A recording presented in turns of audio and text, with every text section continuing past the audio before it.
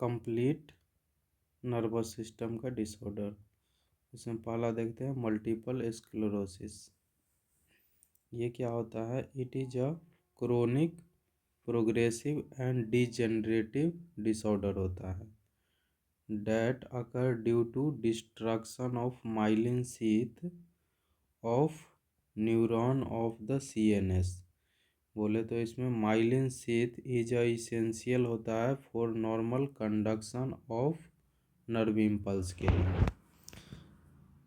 तो इसमें क्या होता है? ये chronic and progressive and degenerative disorder होता है that occur due to destruction हो जाता है myelin sheath of neuron of CNS। और माइलिन शीथ जो होता है इसेंशियल होता है normal conduction of the nerve impulse के लिए। देखते हैं next. Otherwise it may also define in multiple region in myelin sheath deteriorate to the sclero क्या है? डिटोरिएट टू द क्या स्क्लेरोस। बोले तो हार्डनेस स्कार देखने को मिलेगा। मल्टीपल स्क्लेरोसिस है यूजुअली अकर ये होता है क्या है 20 से 40 ईयर में, 20 से 40 साल के एज में देखने को मिलता है। And women affected twice in a man. क्या होता है? मैन से डबल फीमेल में देखने को मिलता है, वो भी 20 से 40 साल के एज में मल्टीपल स्क्लेरोसिस। एटियोलॉजी देखते हैं इसका। ऑटो इम्यून डिसीज होता है। ऑटो इम्यून डिसीज ये क्या करता है? Formation of antigen and antibody complex in response to a viral infection. याद रखना है, ऑटो इम्यून डिसीज होता है ये जिसमें फॉर्मेशन करता है एंटीजन और antibody complex in response to a viral infection. Family history भी देखते हैं जिसमें जेनेटिक फैक्टर भी हम चेक करते हैं। देखते हैं इसका रिस्क फैक्टर देखते हैं। प्रेगनेंसी है, फटीग है, स्ट्रेस है और ट्रोमा। तो रिस्क फैक्टर क्या देखने को मिलता है? प्रेगनेंसी है, फटीग है, स्ट्रेस है और ट्रोमा। अब देखते हैं क्लिनिकल मैनिफेस्टेशन क्या होता है। ठीक है, तो क्लिनिकल मैनिफेस्टेशन देखते हैं मल्टीपल स्क्लेरोसिस का। पेरेस्थेसिया देखने को मिलता है। ये एबनॉर्मल सेंसेशन होता है like burning and prickling and क्या है क्या फॉर्मिकेशन। तो याद रखना है पेरेस्थेसिया देखने को मिलता है जो कि एबनॉर्मल सेंसेशन होता है like burning, prickling and formication. Fatigue देखने को मिलता है and weakness due to damage of only myelin sheath. ठीक है, and nerve fibre are not affected. याद रखना है फटीग एंड वीकनेस देखने को मिलता है due to damage of only myelin sheath and nerve fibre are not affected. Nerve fibre है अफेक्ट नहीं होता है, इसमें डैमेज हो जाता है ओनली माइलिन शीथ जिसके कारण देखने को मिलता है फटीग एंड वीकनेस। डिक्रीज होता है perception of pain, perception to pain decrease हो जाता है, perception to pain, temperature and touch due to destruction of क्या है एक्सॉन के कारण। याद रखना इसमें डिक्रीज हो जाता है परसेप्शन टू पेन, टेम्परेचर और touch due to destruction of axon के कारण। एटेक्सिया देखने को मिलता है। ये क्या होता है? डिफेक्टिव मस्कुलर कोऑर्डिनेशन होता है, इसमें डिफेक्टिव हो जाता है मस्कुलर कोऑर्डिनेशन, तो एटेक्सिया देखने को मिलता है ड्यू टू क्या होता है क्या ड्यू टू क्या सेरिबेलर इन्वॉल्वमेंट के कारण, ड्यू टू सेरिबेलर इन्वॉल्वमेंट के कारण। तो एटेक्सिया देखने को मिलता है, इसमें डिफेक्टिव हो जाता है muscular coordination due to cerebellar involvement के कारण। वर्टाइगो देखने को मिलता है। ये क्या होता है? Sensation of moving around in space. Vertigo देखने को मिलता है। ये क्या होता है? तो सेंसेशन होता है moving around in space.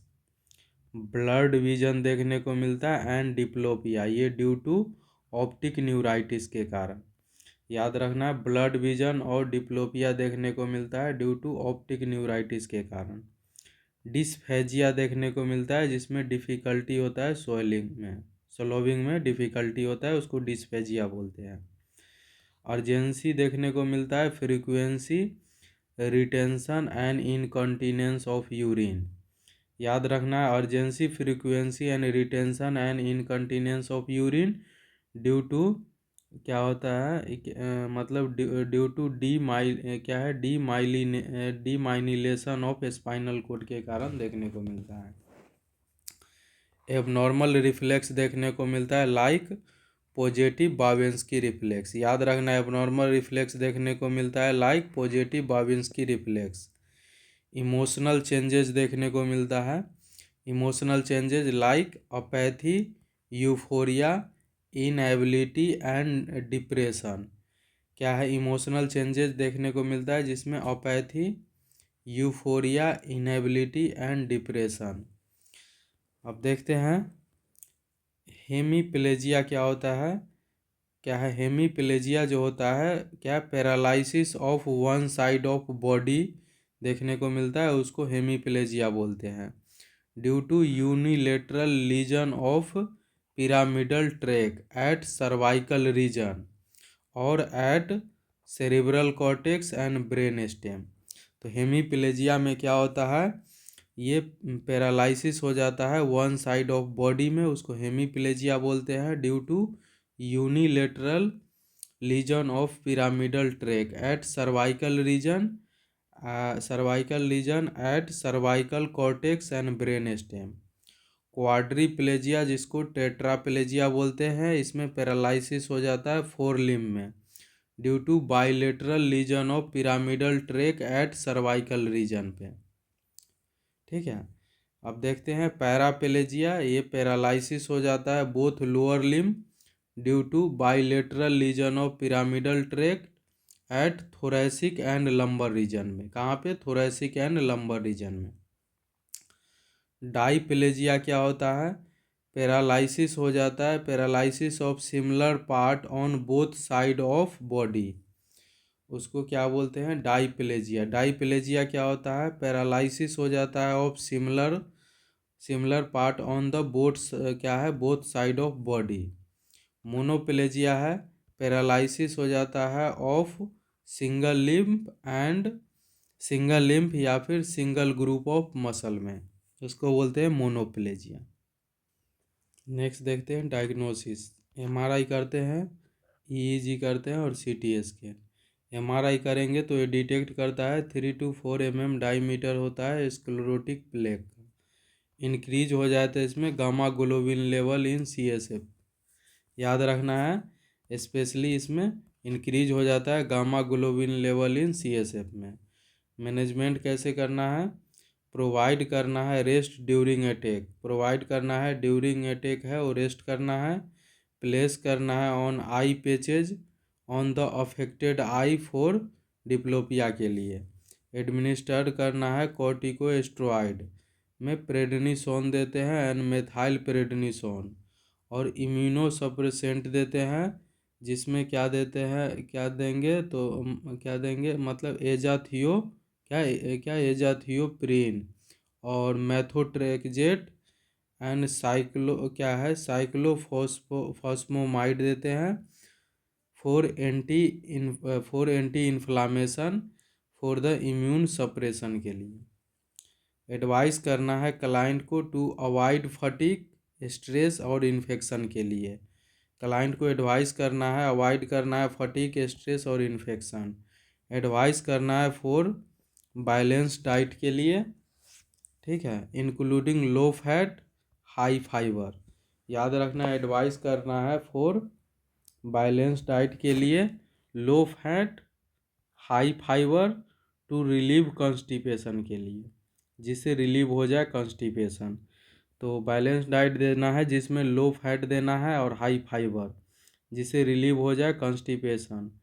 Gluten free देना है, high protein and potassium rich diet देना है, हाई प्रोटीन और पोटेशियम रिच डाइट देना है। एडवाइस करना है क्लाइंट को safety measure related to sensory and motor loss के लिए।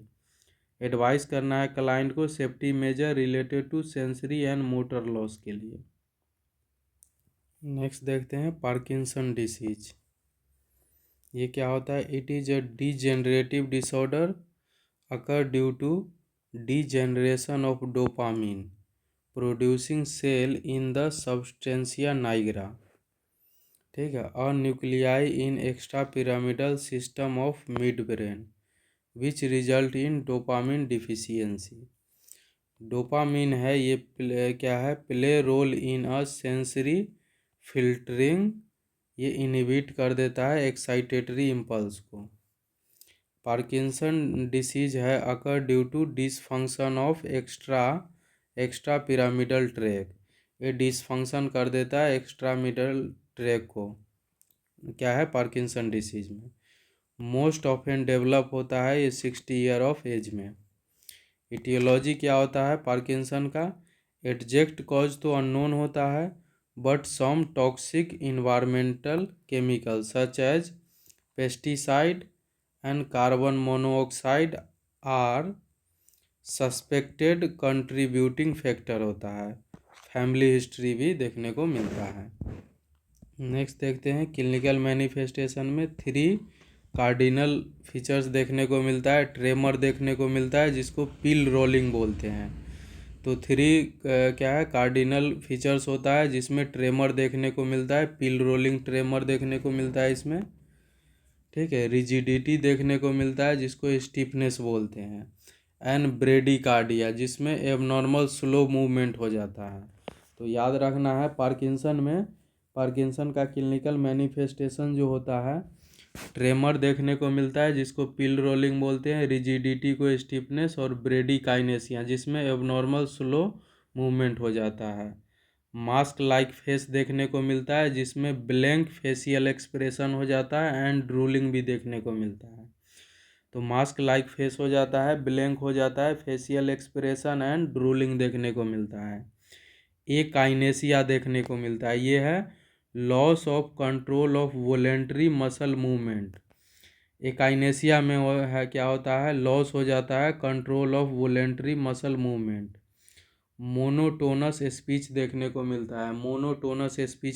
मिलता है, लॉस हो जाता है कोऑर्डिनेशन एंड बैलेंस। इसमें लॉस हो जाता है कोऑर्डिनेशन और बैलेंस। क्या है? Shuffling step and propulsive gait देखने को मिलता है, देखने को मिलता है। हैंड राइटिंग है बिकम प्रोग्रेसली स्मॉलर हो जाता है, माइक्रोग्राफिया जिसको बोलते हैं। ठीक है, तो देखते हैं क्लिनिकल मैनिफेस्टेशन फिर से। ट्रेमर देखने को मिलता है जिसको पिल रोलिंग बोलते हैं, रिजिडिटी को स्टिफनेस बोलते हैं, और ब्रेडिकाइनेसिया जिसमें अब नॉर्मल स्लो मूवमेंट हो जाता है। ये 3 कार्डिनल साइन होता है पार्किंसन डिसीज का। मास्क लाइक फेस हो जाता है जिसमें ब्लैंक फेशियल एक्सप्रेशन बोलते हैं और ड्रूलिंग देखने को मिलता है। काइनेसिया है ये loss of control of voluntary muscle movement हो जाता है। मोनोटोनस स्पीच है, लॉस हो जाता है coordination and balance, shuffling step and propulsive gait देखने को मिलता है, और हैंड राइटिंग है बिकम प्रोग्रेसिवली स्मॉलर हो जाता है पार्किंसन डिसीज में। अब देखते हैं मैनेजमेंट इसका।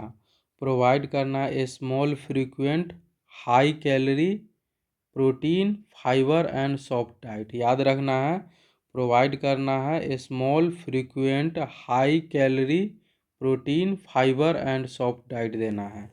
तो प्रोवाइड करना है स्मॉल देना है, फ्रीक्वेंट देना है, हाई कैलोरी होना चाहिए, हाई कैलोरी हाई प्रोटीन और high fibre and soft diet देना है।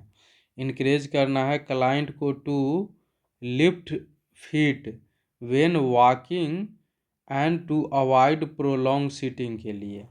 क्या इनक्रेज करना है क्लाइंट को to lift feet when walking and to avoid करना है प्रोलॉन्ग सीटिंग के लिए।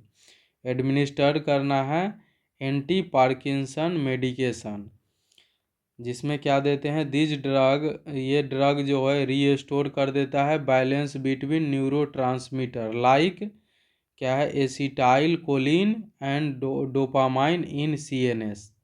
ठीक है, क्या करता है? रीस्टोर बैलेंस कर देता है between neurotransmitter like acetylcholine and dopamine in CNS. It include dopaminergic dopaminergic, anti cholinergic and क्या catechol methyl transferase inhibitor. Dopaminergic medication जो है स्टिमुलेट कर देता है डोपामिन रिसेप्टर को in CNS and increase level कर देता है डोपामिन का। एग्जाम्पल एमेंटाडीन। एग्जाम्पल क्या होता है? एमेंटाडीन। ये क्या होता है? एन एंटी वायरल एजेंट होता है, also use to treat Parkinson disease.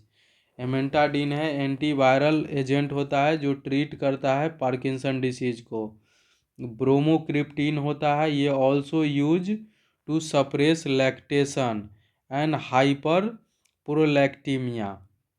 Bromocriptine है सप्रेस कर देता है लैक्टेशन या फिर हाइपर प्रोलैक्टीमिया। ठीक है। और फिर लिबिडोपा और कार्बिडोपा देते हैं, कार्बिडोपा और लिबिडोपा। तो याद रखना है, लिबिडोपा होता है ड्रग ऑफ चॉइस होता है। ठीक है, पार्किंसन का। अब देखते हैं, because dopamine itself can not cross BBB blood brain barrier. Dopamine है itself not cross the BBB क्या है? Blood brain barrier. So combination of carbidopa और लिबोडोपा इज यूज्ड। कार्बिडोपा है ये प्रिवेंट कर देता है डिस्ट्रक्शन ऑफ लिबोडोपा को, और प्रिकर्सर होता है डोपामिन का। कौन? तो लिबोडोपा। ठीक है, बाई लीवर। याद रखना है क्या है? कार्बिडोपा है ये प्रिवेंट कर देता है डिस्ट्रक्शन ऑफ लिबिडोपा का। ठीक है, जो कि प्रिकर्सर होता है किसका? डोपामिन का। कौन? तो लिबिडोपा, बाई लीवर। एडवाइस करना है to avoid food rich in vitamin B6। ठीक है, अवॉइड करना है food rich in vitamin B6 because it block the affect of anti Parkinson medication. ठीक है, नहीं तो एंटी पार्किंसन मेडिकेशन को ब्लॉक कर देगा अगर विटामिन B6 दोगे तो अवॉइड करना है जब एंटी पार्किंसन मेडिकेशन दोगे तो। अवॉइड करना है यूज ऑफ लिबिडोपा और कार्बिडोपा एलोंग विथ एंटी डिपर्सेंट। तो याद रखना है, कार्बिडोपा और लिबिडोपा के साथ एंटी डिपर्सेंट हम यूज नहीं करते हैं, इसको अवॉइड करना है। लाइक क्या है? मोनोअमाइन ऑक्जिलेट इनहिबिटर, माओ। ठीक है, माओ को अवॉइड करना है।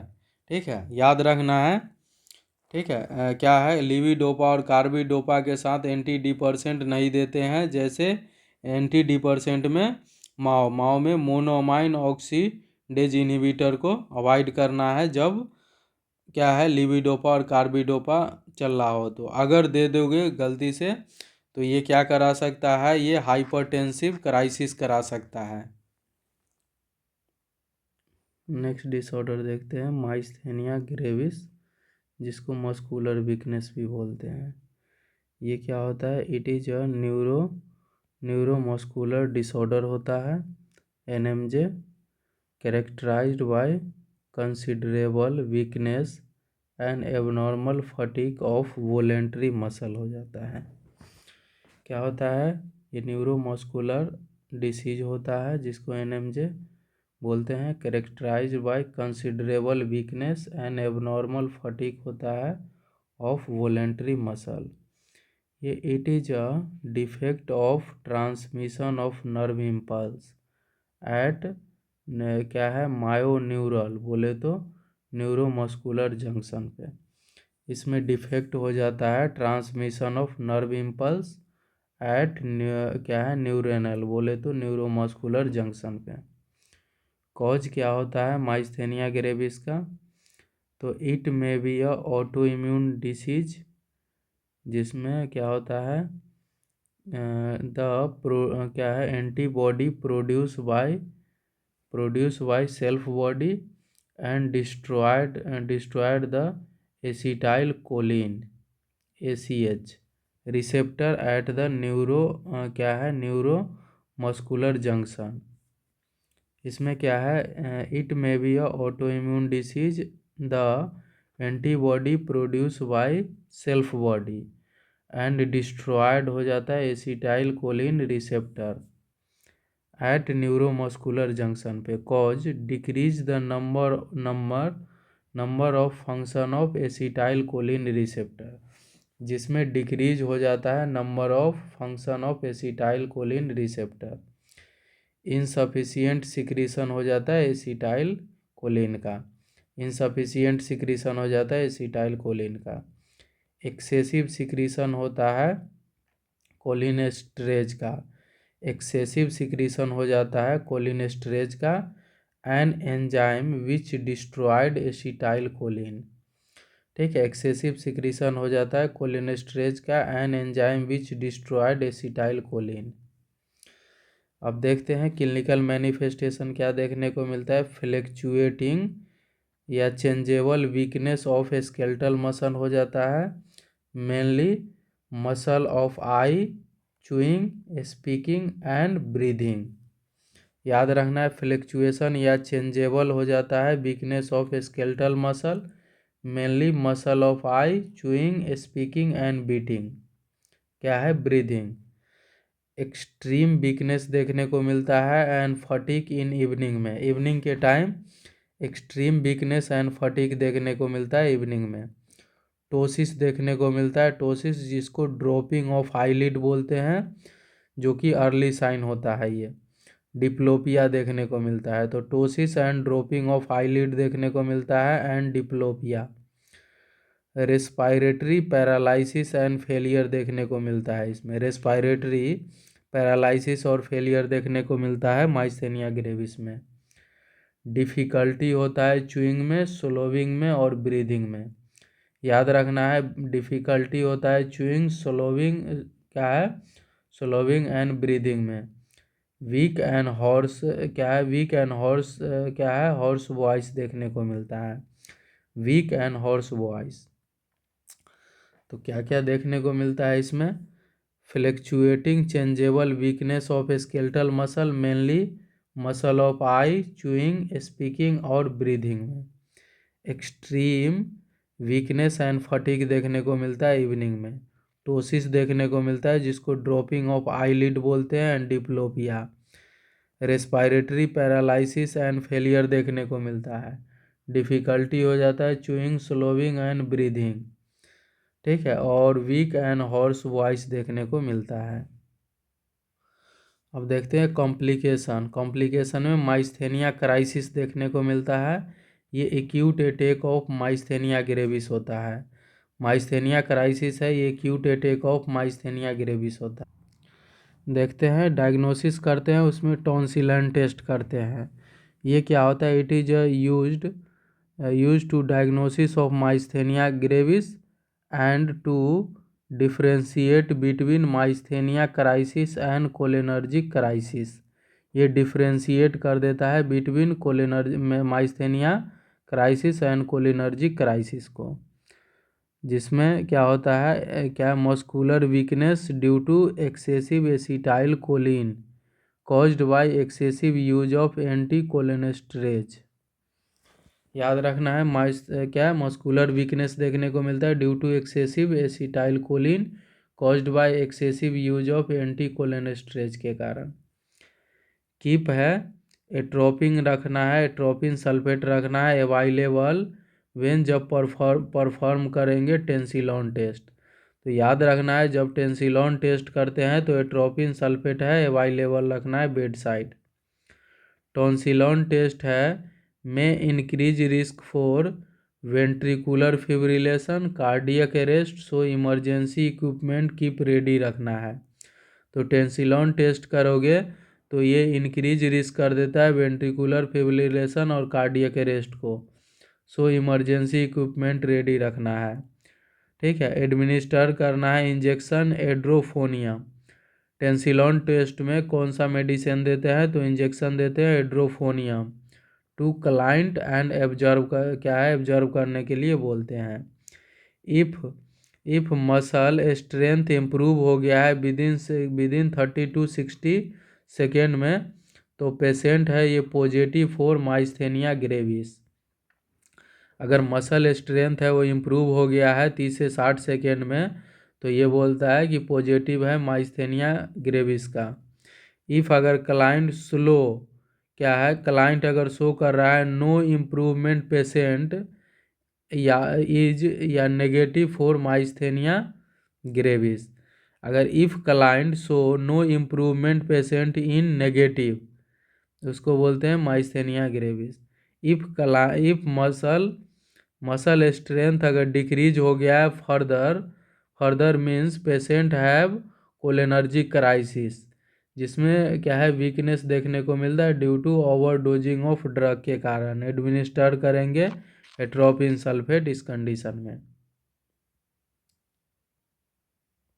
अब देखते हैं मैनेजमेंट। एडमिनिस्टर करना है एंटी, क्या है, क्या एडमिनिस्टर करोगे, एंटी माइस्थेनिक ड्रग मेडिकेशन दोगे, एंटी माइस्थेनिक क्या है मेडिकेशन दोगे। ऑल्सो कॉल्ड इसको बोलते हैं एंटी कोलिनेस्ट्रेज, एंटी माइस्थेनिका एंटी कोलिनेस्ट्रेज मेडिकेशन भी बोलते हैं। ये क्या है, रिलीव कर देगा मसल वीकनेस को by blocking acetyl choline break down at NMJ. ये रिलीव करेगा मसल वीकनेस को by blocking the acetyl choline break down at neuromuscular junction.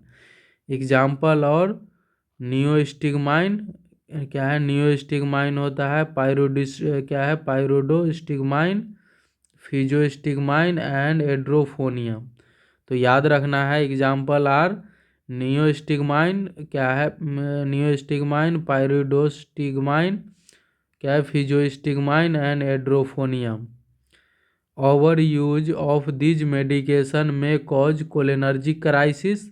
अगर ओवरडोज कर लिया है इस मेडिकेशन को तो कोलिनर्जिक क्राइसिस कर सकता है। ये side effect of anti cholinesterase होता है। एंड अंडर डोज दिए हो तो माइस्थेनिया क्राइसिस को बताता है। ठीक है, अगर ओवर यूज किया है मेडिकेशन का तो कोलिनर्जिक क्राइसिस का को बताता है। ये साइड इफेक्ट होता है एंटी कोलिनेस्ट्रेज का। और अंडर डोज अगर करेगा तो कॉज कर देता है माइस्थेनिया क्राइसिस। एडवाइस करना है to take medication with a small amount of food, जिससे प्रिवेंट हो जाए जीआईटी सिम्टम। तो याद रखना, एडवाइस करना है मेडिकेशन को with a small amount of food to prevent GIT symptom. क्या एडवाइस करना है medication with a small amount of food to prevent GI symptom. Instruct करना है टू टेक मील, क्या है, 45 to 60 minute after taking medication so to decrease risk of aspiration. याद करना है, इंस्ट्रक्ट करना है क्लाइंट को टेक मील, क्या है, 45 to 60 minute after taking medication. Medication लेने के 45 से, क्या है, 45 से 60 मिनट बाद खाना खाने के लिए बोलते हैं, जिससे डिक्रीज हो जाए risk of aspiration. Keep antidote of anti cholinesterase medication जैसे एट्रोपिन सल्फेट है अवेलेबल रखना है, यूज करना है patient is overdose bye anti cholinesterase medication से। मेंटेन करना है emergency equipment at bed side. Perform करना है प्लाज्मा फ्रेसिस, जिसको प्लाज्मा एक्सचेंज थेरेपी बोलते हैं।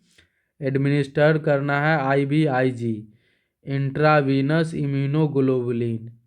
एडमिनिस्टर करना है IVIG, ये इंट्रा वस्कुलर क्या है, क्या इम्यूनोग्लोबुलिन। नेक्स्ट डिसीज देखते हैं, सेरेब्रोवास्कुलर एक्सीडेंट, जिसको CVA बोलते हैं या फिर स्ट्रोक बोलते हैं या फिर ब्रेन अटैक। याद रखना है, CVA को क्या बोलते हैं, सेरेब्रोवास्कुलर एक्सीडेंट, जिसको स्ट्रोक भी बोलते हैं और ब्रेन अटैक। CVA क्या होता है, CVA या स्ट्रोक इज अ इन्फ्रैक्शन या फिर death of the specific portion of brain, ठीक है, due to insufficient blood supply, बोले तो एनोक्सिया लॉन्गर देन 10 मिनट, उसी को बोलते हैं CVA।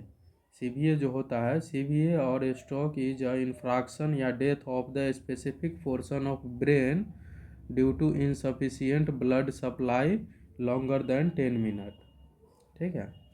और ये क्या होता है, it is a third most common cause of death after MI and cancer.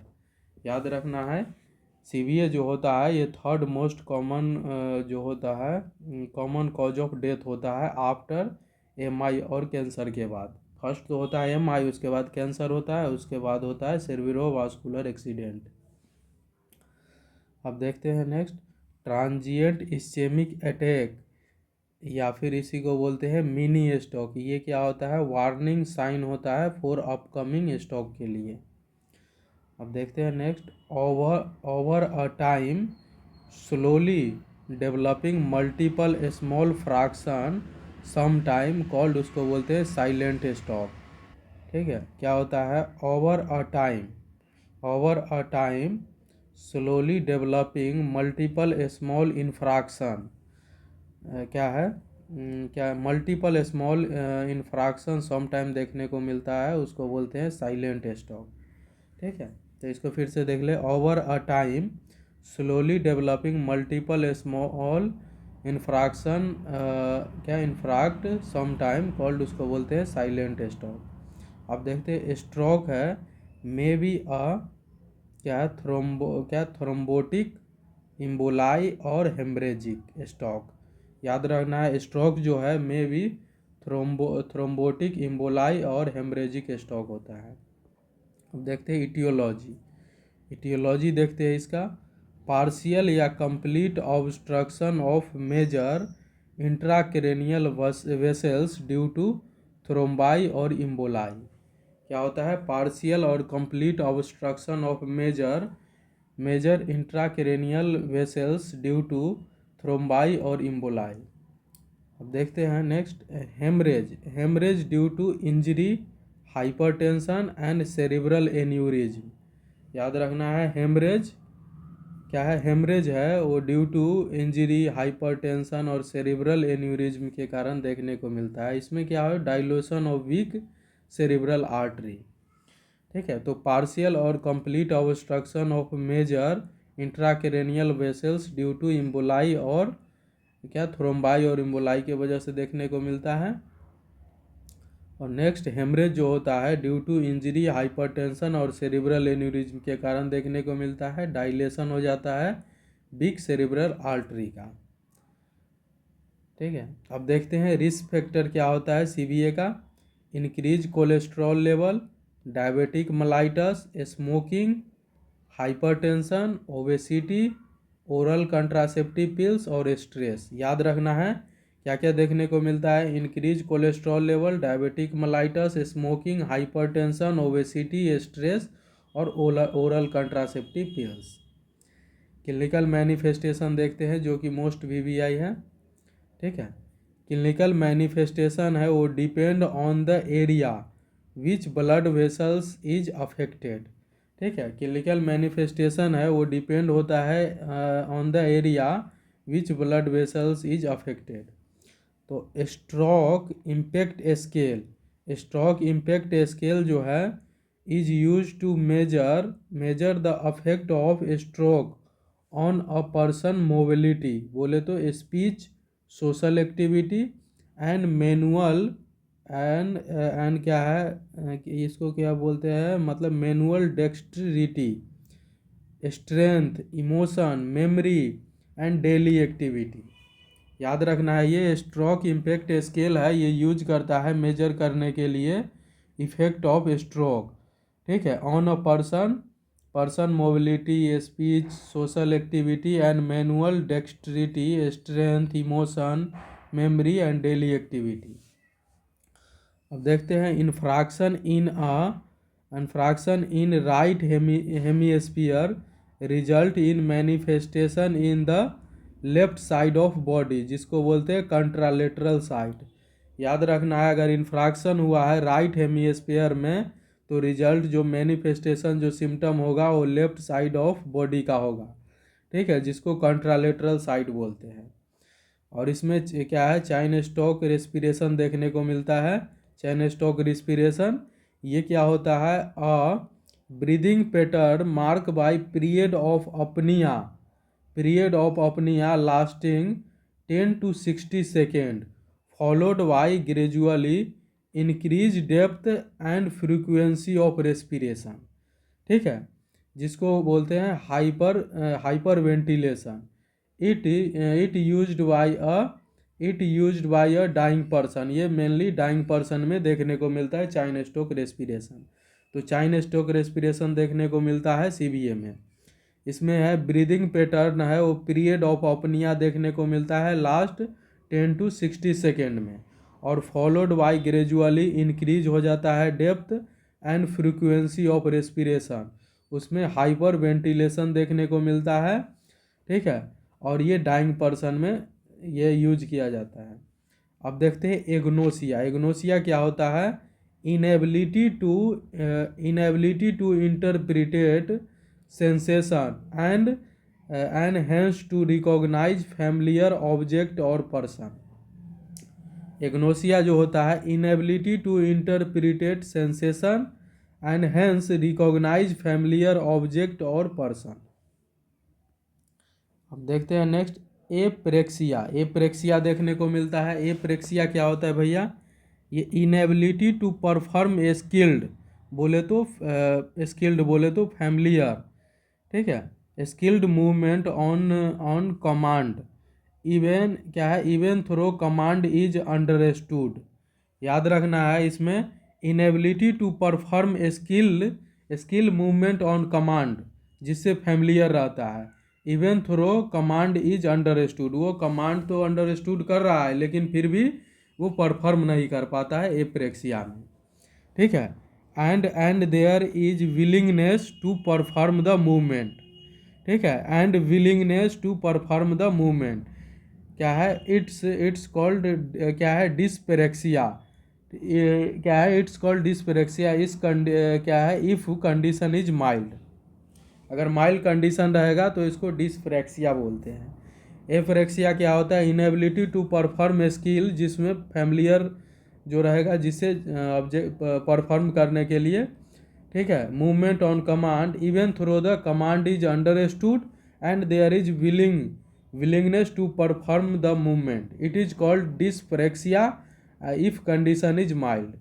अब देखते हैं हेमी, क्या इसको बोलते हैं, क्या है मतलब हेमी एनोप्सिया। हेमी एमनोप्सिया ये ब्लाइंडनेस देखने को मिलता है half of visual field. Hemi एपनोसिया देखने को मिलता है ब्लाइंड हो जाता है हाफ विजुअल फील्ड। अब देखते हैं अफेजिया। अफेजिया क्या होता है भैया? अफेजिया जो होता है उसमें आता है एक्सप्रेसिव अफेजिया होता है, दूसरा होता है क्या है, रिसेप्टिव अफेजिया होता है। एक्सप्रेसिव अफेजिया देखते हैं, इसमें डैमेज होता है एक्सप्रेसिव, ये डैमेज होता है Broca's area of speech. Broca's area of speech excessive क्या एक्सप्रेसिव अफेजिया में डैमेज होता है ब्रोकास एरिया ऑफ स्पीच, बोले तो left frontal lobe in which the client in understand but enable to communicate verbally, ठीक है। बट याद रखना है इस एक्सप्रेसिव अफेजिया में डैमेज हो जाता है ब्रोकास एरिया ऑफ स्पीच, वो भी तो लेफ्ट फ्रंटल लोब, ठीक है, जिसमें क्लाइंट रहेगा वो अंडरस्टैंड तो करता है लेकिन एनेबल टू कम्युनिकेट वर्बली वो कम्युनिकेट नहीं कर पाता है। अब देखते हैं रिपीटेटिव अफेजिया क्या होता है। डैमेज हो जाता है इसमें क्या रिसेप्टिव अफेजिया में वर्निक्स एरिया वो है डैमेज हो जाता है क्या है इन द टेम्प्रोपेराइटल एरिया, क्या है temporoparietal area in which the client is enable to understand the spoken and written word. क्या है रिसेप्टिव अफेजिया है, इसमें वर्निक्स क्या है, Wernicke's area in the temporoparietal area, ठीक है, डैमेज हो जाता है, जिसमें क्लाइंट है एनेबल टू अंडरस्टैंड, इसमें क्या है अंडरस्टैंड भी नहीं कर पाता है, ठीक है, क्या है enable to understand the spoken and written word, इसमें अंडरस्टैंड ही नहीं कर पाता है रिसेप्टिव अफेजिया में। अब देखते हैं नेक्स्ट क्या है नेगलेक्टेड सिंड्रोम। नेगलेक्टेड सिंड्रोम क्या होता है भैया?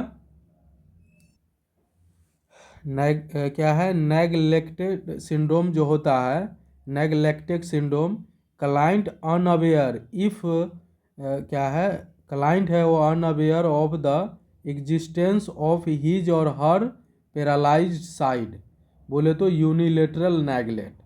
नेगलेक्ट सिंड्रोम जो होता है, client unaware of existence of his और हर पैरालाइज्ड साइड, ठीक है, बोले तो यूनिलेटरल नेगलेक्ट उसको बोलते हैं, ठीक है। इसमें क्या रहेगा, वो क्लाइंट है हिज और जिस साइड में पैरालाइज होगा उसे वो अनअवेयर रहेगा, उसको बोलते हैं नेग्लेक्टेड सिंड्रोम, बोले तो यूनिलेटरल नेगलेक्ट देखने को मिलता है। अब देखते हैं क्या है, फ्लैसिड ड्रॉपिंग देखने को मिलेगा। फ्लैसिड ड्रॉपिंग, नकल रिजिडिटी, क्या है फ्लैसिड ड्रॉपिंग, नकल रिजिडिटी देखने को मिलता है। और क्या है, बोवेल और ब्लेडर डिसफंक्शन देखने को मिलता है। फ्लैसिड ड्रॉपिंग और नकल रिजिडिटी और बोवेल एंड ब्लेडर डिसफंक्शन देखने को मिलता है। हाइपरटेंशन देखने को मिलता है, हेडेक देखने को मिलता है, नोजिया एंड वोमिटिंग भी देखने को मिलता है। तो hypertension, headache and nausea and vomiting. और डिक्रीज हो जाता है क्या है, decrease sensation to pressure, decrease हो जाता है sensation to pressure, temperature and cold. याद रखना है, डिक्रीज हो जाता है sensation to pressure, temperature and cold. अब हेमीप्लेजिया देखने को मिलता है, पैरालाइज हो जाता है हाफ ऑफ बॉडी, उसको बोलते हैं हेमीप्लेजिया। हेमीप्लेजिया में पैरालाइज हो जाता है in half of the body. और चेंज हो जाता है लेवल ऑफ कॉन्शियसनेस, चेंज हो जाता है लेवल ऑफ कॉन्शियसनेस, याद रखना है अच्छे से। मैनेजमेंट कैसे करना है भैया, तो इसमें हम क्या करेंगे, मैनेजमेंट में एडमिनिस्ट्रेट कर रहा है thrombolytic agent like recommended tissue plasminogen activator RTPA, जिसको बोलते हैं क्या बोलते हैं, रिकमेंडेड टिश्यू प्लाज्मिनोजेन एक्टिवेटर, ये है थ्रोम्बोलाइटिक एजेंट होता है। If the disease is recognised in the first 90 to 180 minute, अगर 1.5 घंटे से 3 घंटे के अंदर में रिकॉग्नाइज कर लिए हैं, एंड इंट्रासेरिब्रल हेमरेज हैज क्या है, हैज बीन इंट्राक्रेनियल क्या है, intracerebral hemorrhage has been excluded with क्या है, विथ अर्जेंट कंप्यूटेड टोनोग्राफी करना है, CT एंड MRI, बोले तो मैग्नेटिक रिजोनेंस इमेजिंग। उसके बाद क्या करना है, सक्शन फ्लूइड, क्या है, suction fluid but never suction क्या है, नेजली, सक्शन फ्लूइड तो देना है लेकिन नेजली नहीं देना है, ठीक है। बट नेवर क्या है, क्या है, never suction nasally for longer than 10 second के लिए, फॉर लॉन्गर देन 10 सेकेंड के लिए, जिससे प्रिवेंट हो जाए इंक्रीज ICP। याद रखना है, सक्शन फ्लूइड देना है बट नेजली नहीं देना है, फॉर लॉन्गर देन 10 सेकेंड के लिए दे सकते हैं, टू प्रिवेंट इंक्रीज क्या है, इंक्रीज ICP, ठीक है, जिससे प्रिवेंट हो जाए इंक्रीज ICP। उसके बाद देखते हैं next, also administered anticoagulant, antiplatelet और anti convergent and osmotic diuretic like mannitol. याद रखना है, एंड ऑल्सो एडमिनिस्टर्ड कर सकते हो anticoagulant, antiplatelet, anti convergent and osmotic diuretic जैसे मैनिटॉल। मेंटेन करना है ब्लड प्रेशर, बोले तो 150/100 mm of Hg to maintain adequate cerebral perfusion. याद रखना है, मेंटेन करना है blood pressure 150/100 mm of Hg to maintain adequate cerebral perfusion. Position the client on the lateral side with head of the bed elevated करना है, क्या है, 30 से 45 डिग्री, क्या है, position the client on lateral side रखना है, विथ हेड ऑफ बेड जो है 30 से 45 डिग्री पे रखना है। पोजीशन रखोगे क्लाइंट का lateral side with head of the bed elevated कर दोगे, क्या है, 30 से 45 डिग्री। और पेशेंट क्या है, position the patient 2 hour on unaffected side रखना है, एंड 20 मिनट है अफेक्टेड साइड रखना है। याद रखना है 2 घंटा है अनअफेक्टेड साइड और 20 मिनट रखना है अफेक्टेड साइड, ठीक है। एंड प्रोन पोजीशन में भी यूज किया जा सकता है, प्रोन पोजीशन भी हम यूज कर सकते हैं इसमें। मॉनिटर करना है पेशेंट को रिफ्लेक्स बोले तो क्रेनियल नर्व फंक्शन का एंड लेवल ऑफ कॉन्शियसनेस का। तो क्या है, मॉनिटर करोगे रिफ्लेक्स, क्रेनियल नर्व फंक्शन और लेवल ऑफ कॉन्शियसनेस। उसके बाद देखते हैं, प्रोवाइड करना है minimum handling of patient to prevent further bleeding. याद रखना है, प्रोवाइड करना है minimum handling of patient to prevent further bleeding. याद रखना है, प्रोवाइड करना है मिनिमम हैंडलिंग ऑफ पेशेंट जिससे प्रिवेंट हो जाए फर्दर ब्लीडिंग। परफॉर्म करना है passive range of motion exercise जिससे प्रिवेंट हो जाए कॉन्ट्रैक्चर। कॉन्ट्रैक्चर को प्रिवेंट करने के लिए परफॉर्म करेंगे passive range of motion exercise. और प्लेस करेंगे, place food in back of mouth. ठीक है, प्लेस करेंगे फूड को in back of mouth on the unaffected side to prevent trapping of food in the affected क्या है, affected चीक। याद रखें, प्लेस करोगे फूड को in back of mouth on the unaffected side to prevent trapping of food in the affected cheek. Monitor करेंगे increase ICP because the client most risk during first 72 hour followed by CBA. याद रखना है, monitor करना है increase ICP का because client most risk है during first 72 hour में return हो सकता है सीबीए। तो ये कंप्लीट हो गया अपना 3 डिसीज। Okay, thank you.